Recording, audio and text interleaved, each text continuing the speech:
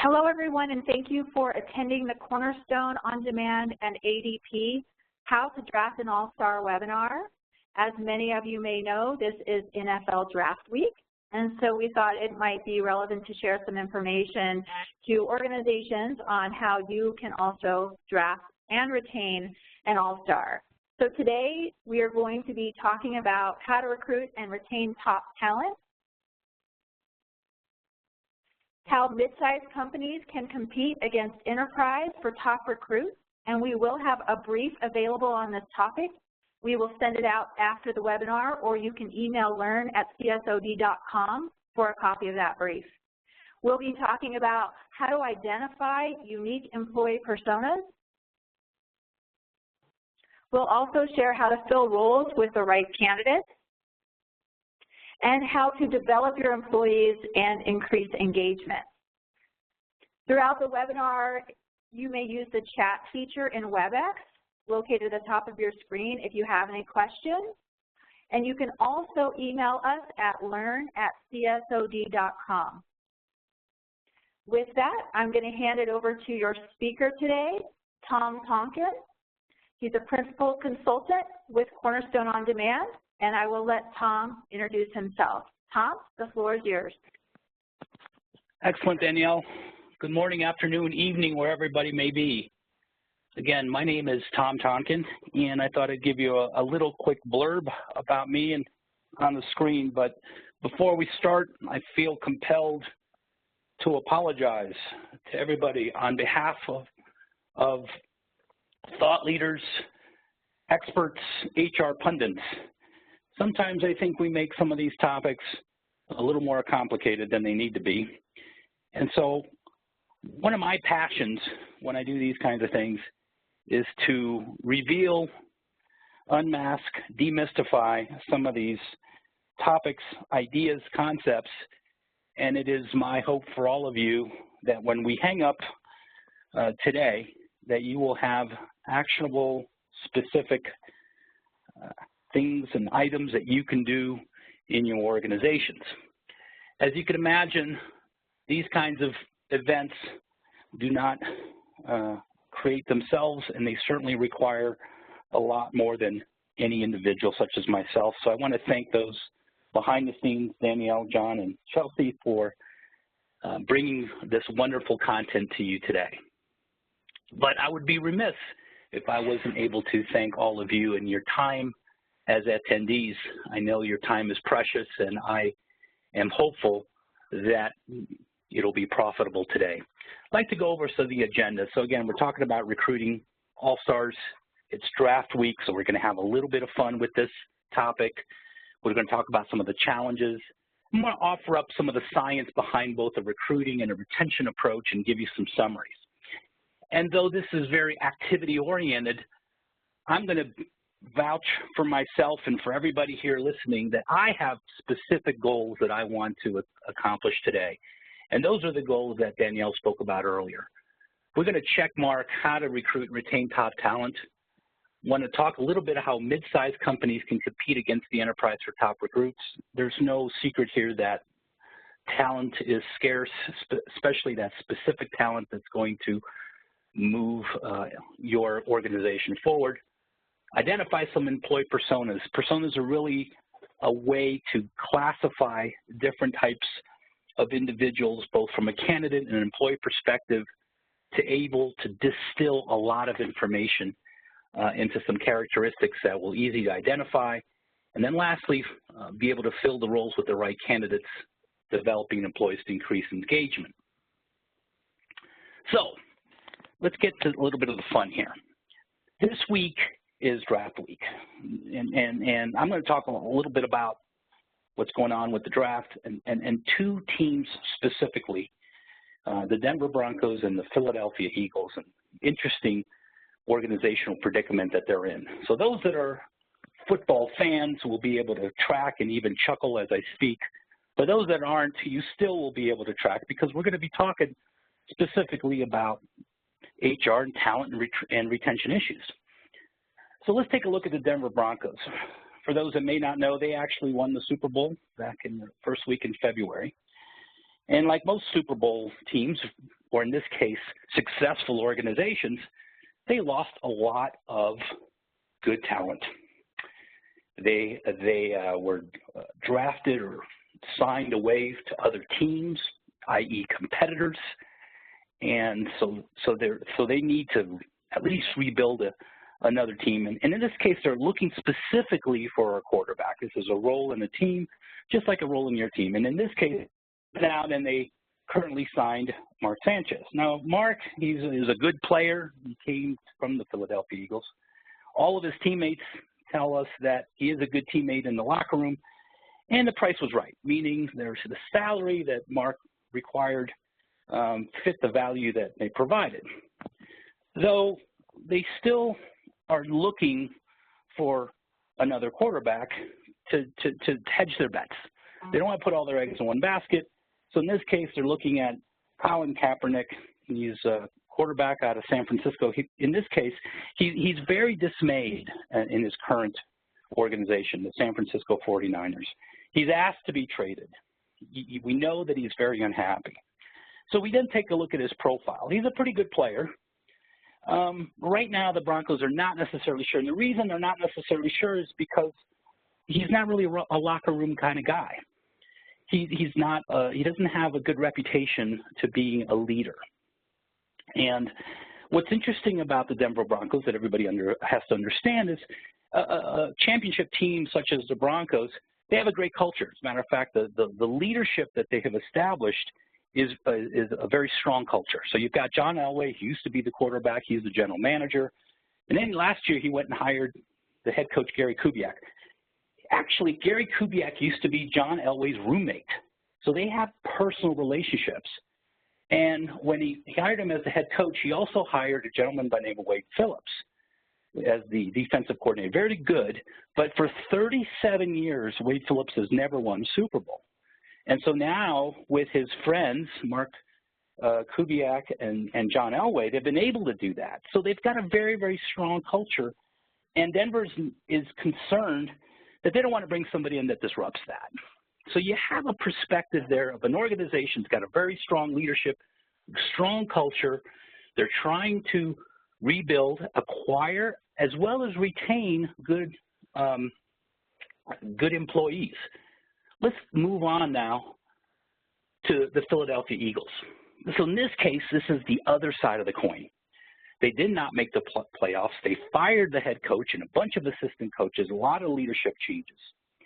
They wanted to remain, but they wanted some cohesion, and so they re-signed their quarterback, in this case Sam Bradford, for $36 million for over 2 years. But in this case, $22 million of it is guaranteed. What that means is no matter what happens, Sam Bradford is owed $22 million. Then, what was very interesting in the latest move, because we're in draft week, the Philadelphia Eagles actually possess the 7th overall pick, but they moved up to the 2nd overall pick. And if you see there on the left, they gave up a lot to get there, a lot of assets to be able to get that right person. They got it from the Browns. And the rumor is they want a quarterback. But it's interesting. They just signed this guy, Sam Bradford. So why would they want to do this? And in this case, they're talking about a guy by the name of Carson Wentz, and we'll talk a little bit about him. And he's out of the University of North Dakota State, yes. And so what happened was Sam Bradford figured all this out. So now he's raising his hand and says, look, I want to trade. I want out of here. I don't want to babysit this guy. I don't want to train him on anything. And so here you have an organization that's in turmoil. They've got the same kind of need. You have now apparently a disgruntled employee that wants out. So we have these two teams, and we like to follow those two teams. And what's in common? So if you think about everything I just presented, I didn't really talk much about their skills, how fast they run, their throwing abilities, or anything like that. Really talked a lot about the organizational culture, their attitudes, their ability to fit to the culture, very much in line with a lot of the issues that we as HR professionals deal in the private sector or in business. So what I'm going to propose to do is I'm going to unfold for you for the next 20 to 30 minutes an approach for recruiting and retaining All-Stars. And throughout the session we have, I'll give you a few tips and some ideas. But what I want to do is I want all of you to sort of think back to what I just said. The Broncos have an employee and they have a candidate. Employee Mark Sanchez, Colin Kaepernick's their candidate. And the Eagles have an employee, Sam Bradford, and they're looking for a new person in Carson Wentz, the candidate. So we're going to follow them as both a retention of the employees as well as recruitment of those candidates. Okay, so let's jump tracks here for a second and talk about the challenge. I mean, do we have, what's the pressure of understanding whether or not we're going to hire All-Stars? Is that really something, I mean, it sounds like something we should all want to do. Why wouldn't we want All-Stars on the team? But is there a tangible benefit to really spending the time on recruiting and retaining top talent? I mean, it just kind of makes sense, but, you know, show me the money. Another football analogy for those that watch movies. So I think the numbers are pretty clear that there is. In a recent study by Wharton in Career Builder, we talk about the fact that 30% of people see a drop in team performance due to a bad hire. So one bad hire in an organization that produces something, 100%, you see a 30% drop. That's significant, especially if you're looking at those revenue-generating staff. 69% of the employers report that adversely affected by bad hires. What's that mean? It's all the aftermath of attitudes. Who knows? All sorts of repercussions from a compliance perspective. All these get lumped in. So you're talking about over 2/3 of the employers report that. 41% estimate that the cost of that bad hire exceeds $25,000. And that's on average across all different industries. But I don't know about you, but that's money outside of salary, outside of all sorts of other, it's all that infrastructure money. And yet a quarter continue to say that that particular bad hire cost them more than $50,000. So a quarter of those respondents are saying that $50,000 of all of that extra money. So this issue of hiring poorly, recruiting poorly, is a very real, tangible issue. So what are leaders out in the world concerned about when it comes down to retention, engagement, and talent acquisition? So this is a fresh off the press Berson by Deloitte report around some of the trends. And I'll let you gaze at these as I talk. First one is retention and engagement. We see that the fifth one is talent acquisition. We have all these types of the idea of getting good people and keeping good people. If you distill this into major buckets, 9 of these topics are all about recruiting and retaining. And the other 3 is about the technology that enables recruiting and retaining. So those are the 2 major issues and trends in our space today. So if I were to take the numbers that I just gave you in the slide before and I couple them with that, we certainly have an aha moment that comes up. The idea here is that recruiting and retention are interrelated. So let that sink for a while. One of the cool things that I do, I got a really great job here at Cornerstone, and my job is to be very steeped into the trends and to understand what is going on and distill that and give you operational definitions and the ability for you to go off and create action. In my research here, I found that 84% of people that are looking for a job initiate their application through a mobile device. Now, I could go off on a tangent at that point and tell you how mobility is an important thing, but that's not really what I want to talk about in this case. If you imagine somebody picking up a phone and instantiating their job application from that point, most likely they are going to be connected to multiple social networks and social interactions. And so it's not far-fetched for those same people, meaning 84% of all applications, to be able to tap into their social networks to understand what's going on in your organization as it pertains to whether or not you do the things that you proclaim you do. Meaning, if you have a recruiter and they're saying, look, we help and develop your career, which, by the way, is the #1 reason why people leave, is because their career is not being developed, not money, not any other things. It's career development. And so if that's what somebody wants, it's very, very easy for them to now figure out in the year 2016 with all these social networks to actually be able to connect to somebody, whether it be LinkedIn, Facebook, Twitter, to somebody that works in your company, say, does your company actually do that? It's one thing to put it on your website, it's a whole other thing to live it. And if you don't, then your recruiting efforts are going to fail because you're not actually providing that visibility. So I think an aha moment here is that recruiting and retention are interrelated.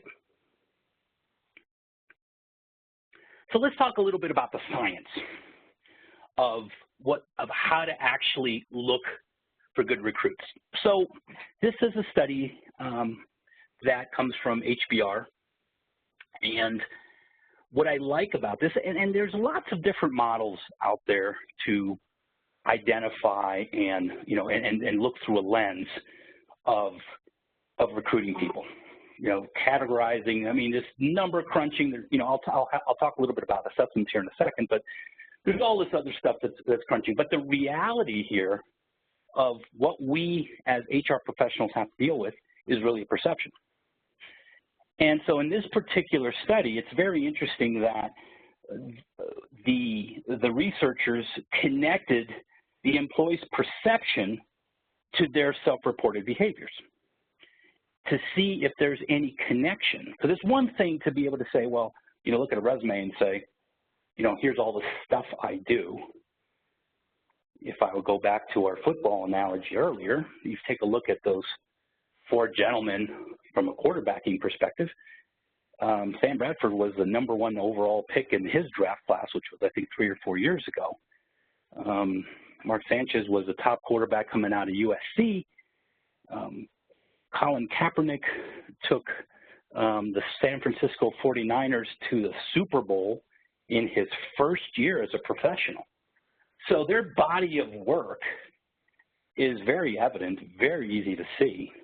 However, as I told you earlier, there's those intangibles, the disgruntledness, the attitudes, the perceptions, behaviors that really have dictated whether or not those teams want to move and sign those particular people. So if you think about resumes and the effort, similar to what I just said about these 4 gentlemen, it's the same issue here from a perception and a behavior perspective. The big takeaway I want everybody in the call to say is what you're really looking for here is those relationships of perception and behavior, the idea of reality, and what really happens when someone has different attitudes. And in this case, this study gave you the standard 9 box and provides these relationships in place. And so I'll leave that here for consideration as you look at if I were to then, I don't know, take, let's say, a Colin Kaepernick that we're looking at for the Broncos. We take a look at his body, his work, and we see his behavior. His behavior is pretty good. I would say it's either neutral to constructive, but his perceptions of his job, I mean, he's not happy. He's the one that raised his hand and said, I want to be traded. He's got a guaranteed contract of $11.9 million. Someone's got to pay that. So he could literally sit on the bench and get that money. but he said, no, I'd rather go out and play. So there might be some issues around maybe a negative or indifferent type of an approach. So we see that if we were to classify him, he may not necessarily be the all-star we're looking for. And I could obviously take you through the rest of the players there, but think about that and just ponder that idea as we move forward. So what about assessments? I get asked this all the time. So there's lots of different assessments. As a matter of fact, even the football world, when you go through the draft, everybody has to take the assessment. Wonderlic, if everybody's familiar with that assessment, they actually take those. Actually, the kids, I think I can say that, the kids in the draft have to take those assessments as well, which measures cognitive ability, it measures personality, and all this other non-football things. And yet, the NFL sees that as being an important part of it. We can certainly apply all these assessments, but here's the bottom line on assessments. The assessment world has been doing this for such a long time, and what we're doing here is we're playing probabilities. Right? There's nothing that's ever going to necessarily guarantee any assessment is not going to be able to guarantee a good hire. It's going to increase your odds of getting that. And I think that's the idea, is like, how do we actually read these assessments? And like I said earlier, you know, we start talking about matching the idea of perceptions and the attitudes and versus the behaviors themselves.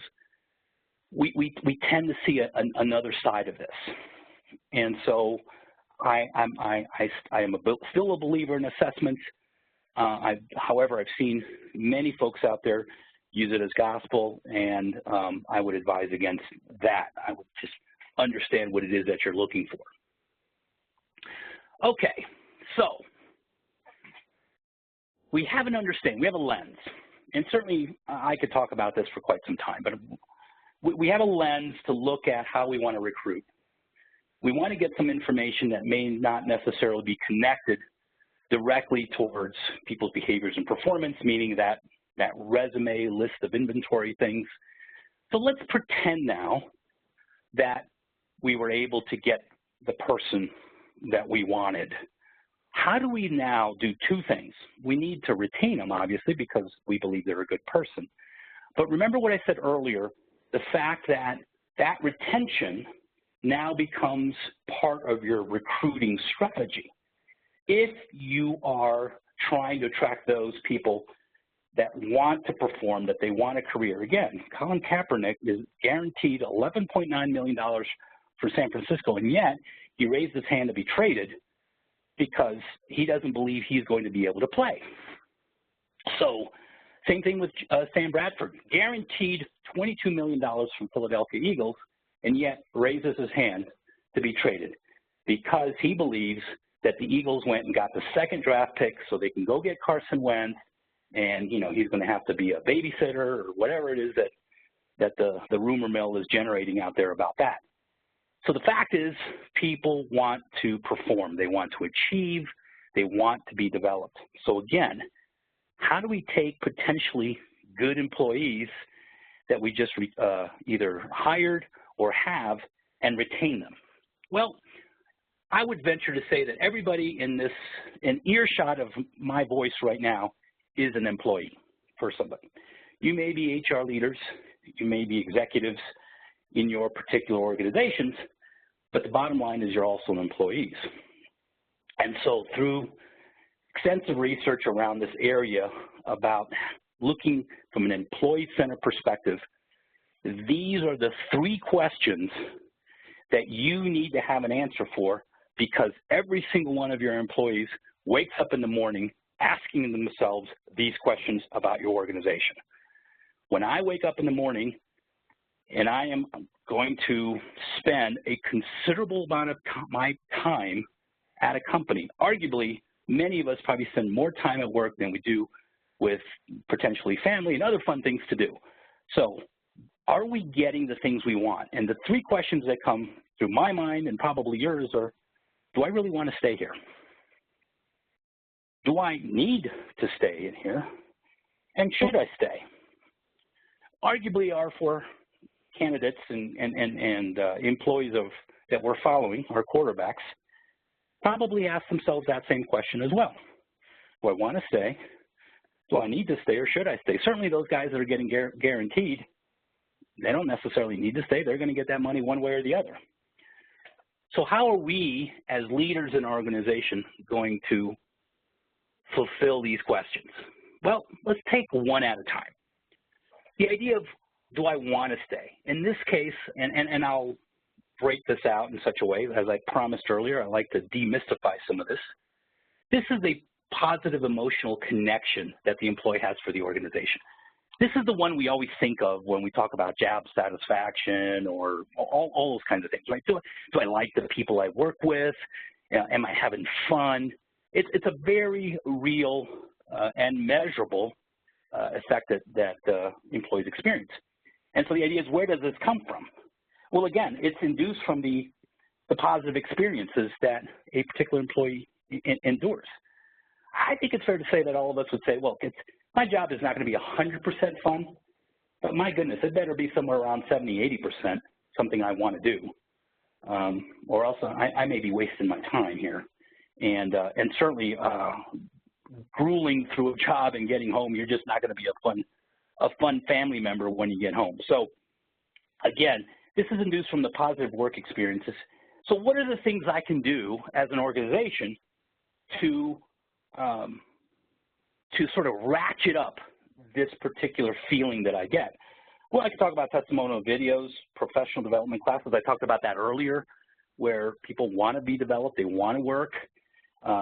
And then this idea of recurring team meetings, sort of be part of the regional teams, so they can have a perspective of what else is happening there. They can be connected and feel that they have some positive purpose.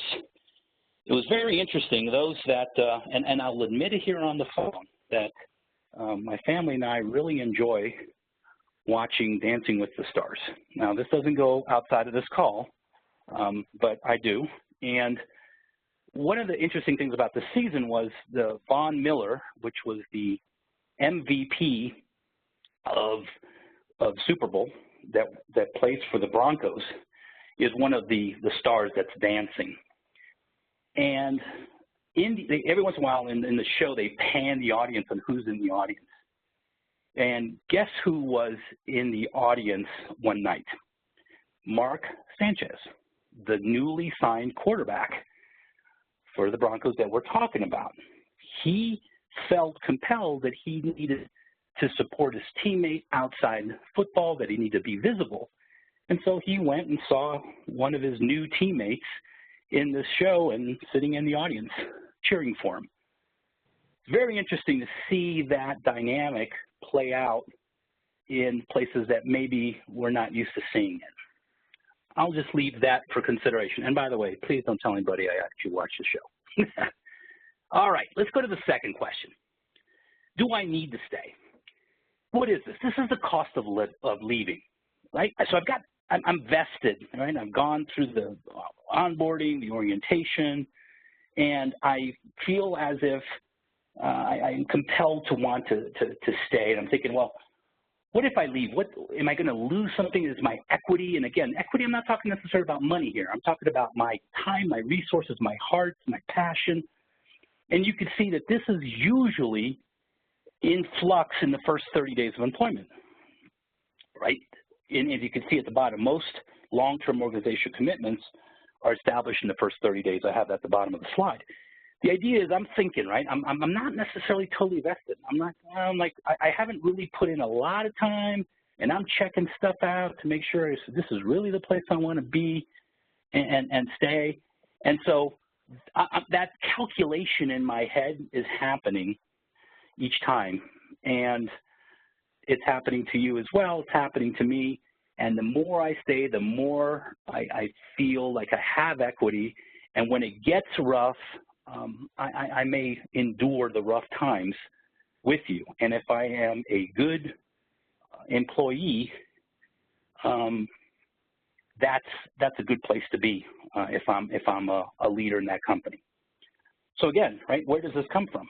This investment in the company. And again, when I talk vesting, I'm talking about the emotion, the passion, the heart that I put into my job every day. So how do I actually crank this up? I think I said earlier that the first question is the want. It's the satisfaction. It's all the good, fuzzy feeling. And we spend a lot of time there, but I'm going to tell you right now that this and the next question are places that we also have to spend time, because at any given time, that goodness, that happy feeling, the fun part is not going to be there. So we're going to need these other things. The sense of obligation is going to have to be there to bolster those tough times so we can work together in the long term.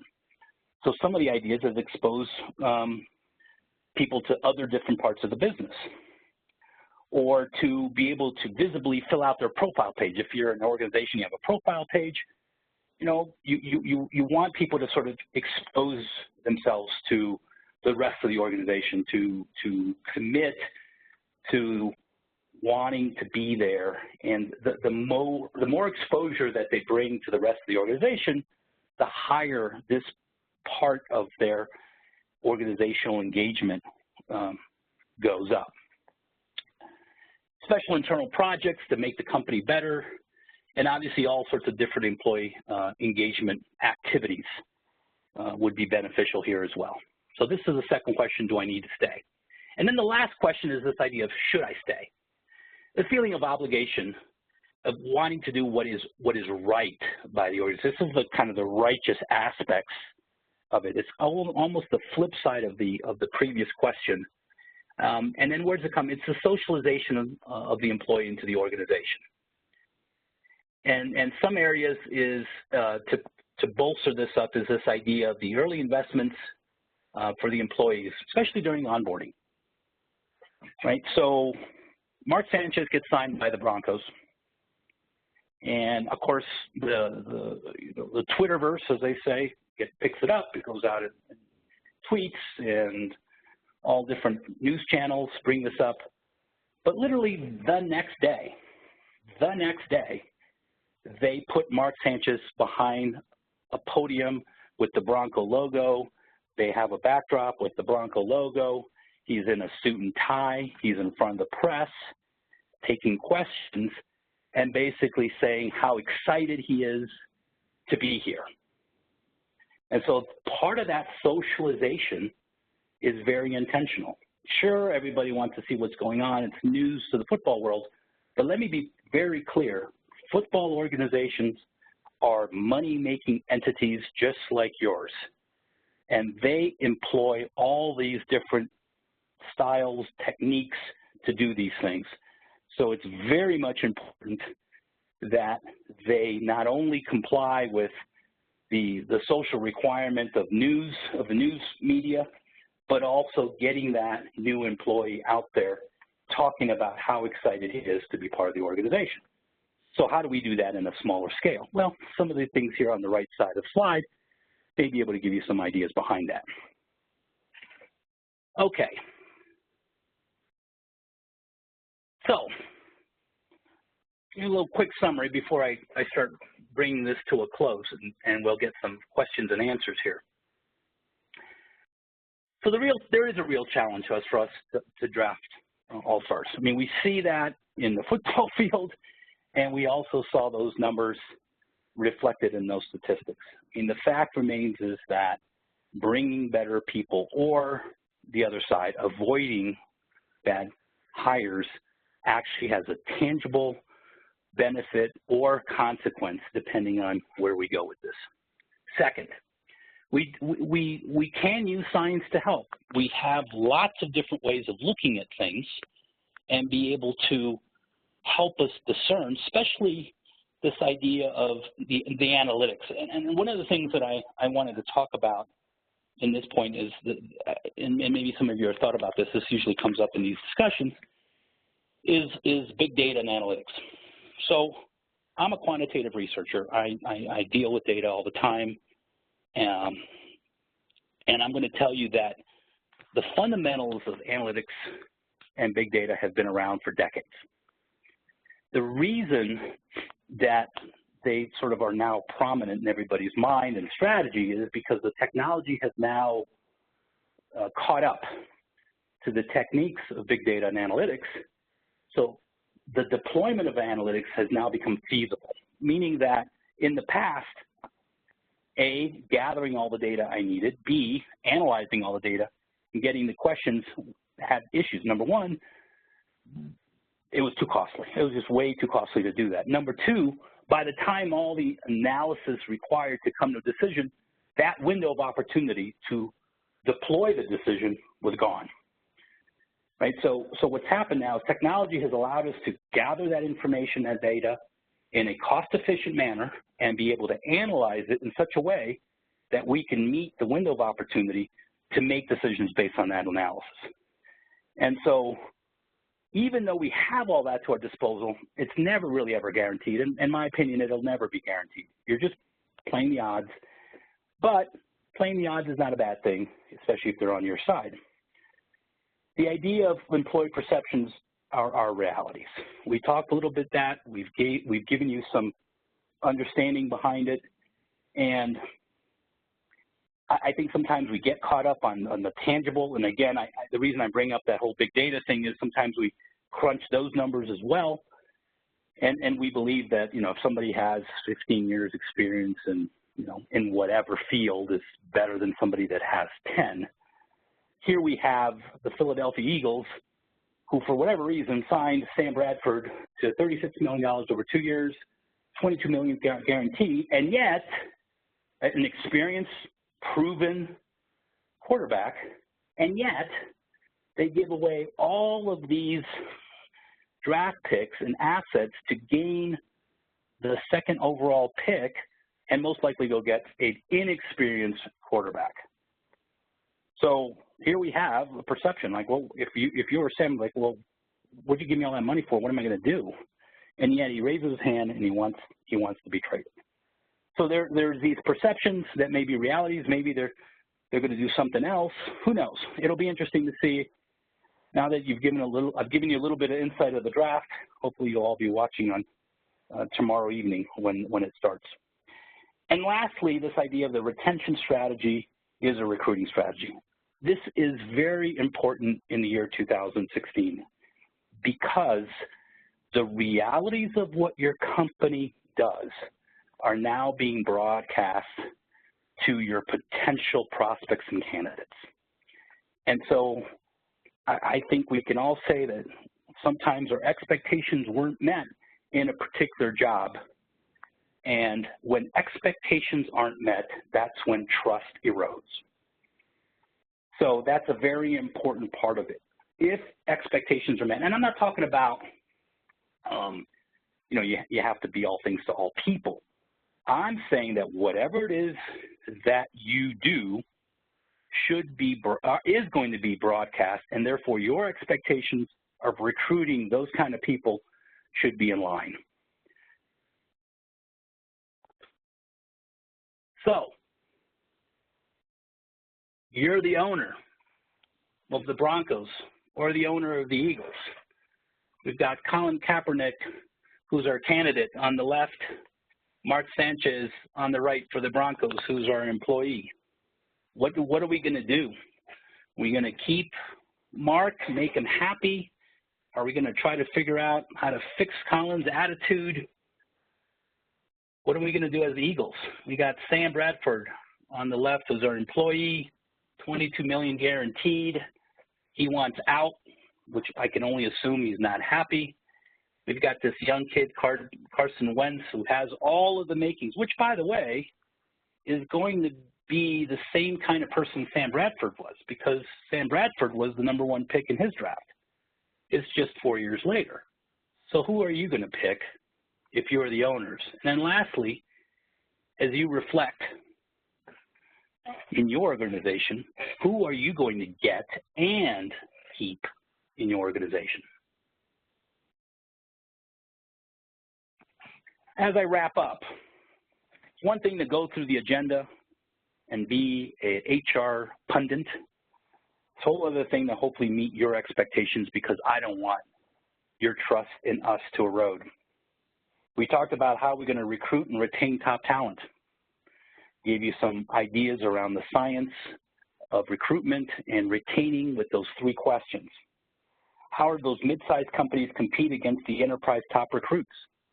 What we're talking about is the idea that you can be nimble, that those points on the right-hand side are very tangible and easy and arguably inexpensive to deploy to retain your employees and hopefully provide a great future for your recruits.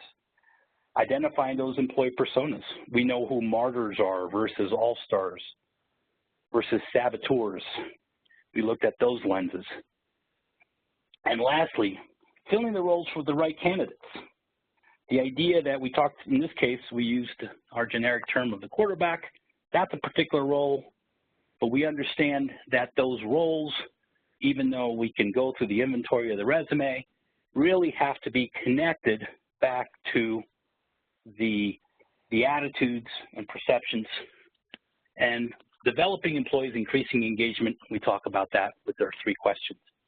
I feel pretty comfortable that you all have action items to go back to your organization, if anything, to reflect on what we talked about.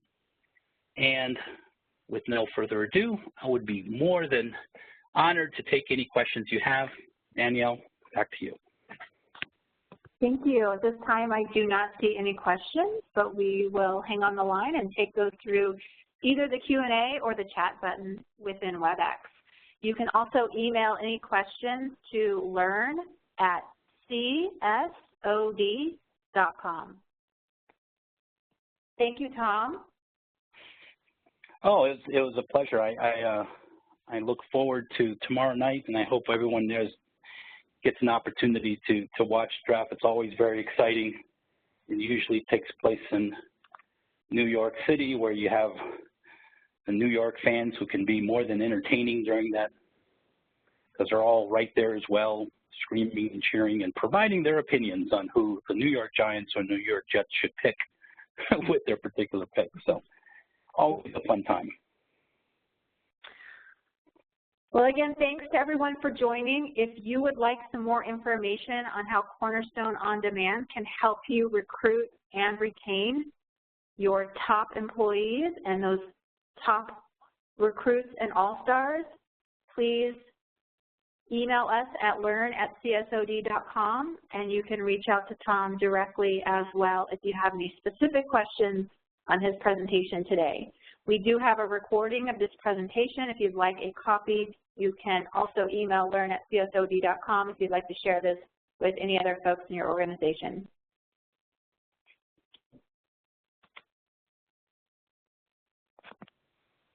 And so we do have a question, Tom, about ROI.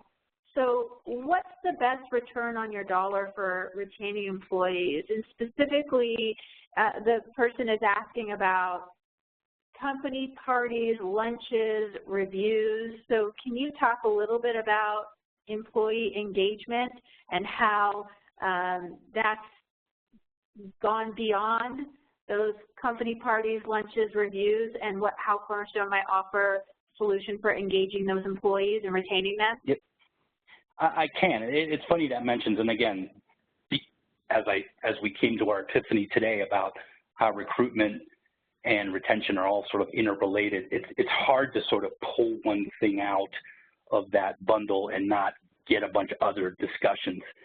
So to make it quick, on our YouTube channel, I actually did a webinar around talent acquisition with Deloitte, and that was specific geared to the healthcare industry, but the premise still remains. And the idea here is that there is a maturity model for talent acquisition. And if you look at that maturity model of talent acquisition and talent retention, there's a maturity model for pretty much anything out there, but this particular one was around acquisition.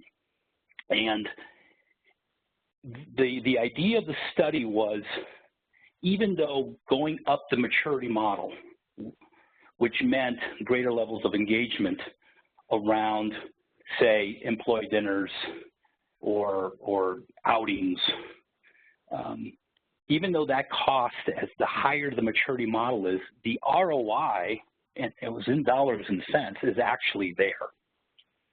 And so I can't necessarily recall the actual numbers, but as you moved up, and the maturity model is there's 4 levels. So as you move level 1, 2, 3, and 4, your ROI increased at every single level. And so there is tangible evidence that the more sophisticated you are on engagement and recruitment, the more money you actually will either retain or not spend or actually gain in your acquisition and retention activities. Now, specifically, it really does revolve around culture. And so there is some specific industry studies out there that talk about what the culture world, right, what would be the specific engagement strategy for that particular culture. Again, I'm just reflecting back in my presentation in the healthcare industry. You know, what healthcare professionals want is the ability to be healthcare professionals. And so anything that can reduce their administrative activities or efforts is welcomed in a particular organization, which increases retention. And the reason that's such a challenge in that particular industry is because of all of the regulations that are imposed. And so everything has to be documented, and privacies have to be displayed. And I'm not diminishing the fact that there's those there, but anything that the organization, healthcare institution can do to remove and reduce those administrative things and give time back to the doctors and nurses to do healthcare increases employee engagement and satisfaction. I hope that helped a little bit there. Again, sure, and I will connect you. I will connect you with the person asking the question if they want to dive further into that. Okay, very good. Yeah, and if you're interested, it's a 45-minute YouTube video. Myself and Robin from I can't remember her last name from Deloitte. It was a lot of fun working with her. Thank you for the question. Okay, at this time we do not appear to have any more questions, so we will bring the webinar to an end. Thank you so much for joining. And again, any further questions that arise or for a copy of the recording, please email learn@csod.com, and you can also reach out to Tom. His contact information is on the screen. Thank you, everyone. Have a fantastic day, and I hope your team fares well in the NFL draft, both the NFL, both the teams playing on the field and your organization. So thank you. Thanks, everybody. Take care.